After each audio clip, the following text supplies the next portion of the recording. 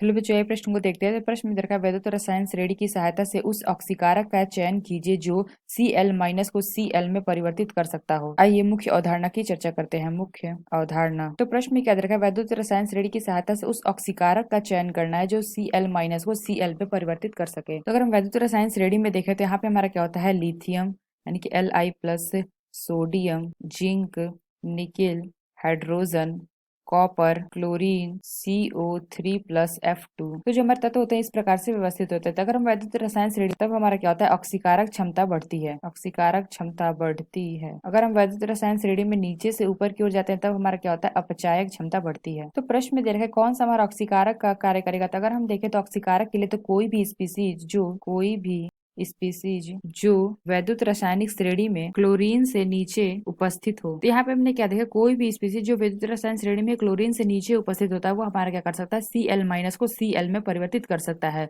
तो अगर हम यहाँ पे देखें तो Cl माइनस दे रखा है, यानी कि Cl माइनस ये हमारा किस में परिवर्तित हो रहा है, Cl यहाँ पे हमारा 2 होगा। तो ये हमारा Cl2 में परिवर्तित हो रहा है। यानी अगर हम देखें तो ये हमारा क्या कर रहा है, 2 इलेक्ट्रॉन यहाँ पे हो जाएगा और ये हमारा हो जाएगा 2 Cl माइनस। यानी हमने क्या देखा, यहाँ पे हमारा क्या हो रहा है, ऑक्सीकरण हो रहा है। यानी कि ये हमारा क्या कर रहा है, यहाँ पे ऑक्सीकरण हो रहा है, यानी कि 2 इलेक्ट्रॉन का त्याग कर रहा है यह। और अगर हम देखें तो इसके लिए हमारा कौन सा ऑक्सीकारक होगा, तो यहाँ पे हमने क्या बताया, जो Cl2 से नीचे उपस्थित होगा। तो यहाँ पे हमारा दे रखा Cl2, इसके नीचे हमारा उपस्थित है CO3+F2। तो ये हमारे क्या कर सकते हैं, ऑक्सीकारक का कार्य करेंगे। तो यहाँ पे अगर हम लेते हैं F2 ले लेते हैं, तो जो हमारा F2 है ये हमारा किस में बदल जाता है, प्लस 2 इलेक्ट्रॉन ग्रहण करेगा और ये हमारा बना लेगा 2Fe-।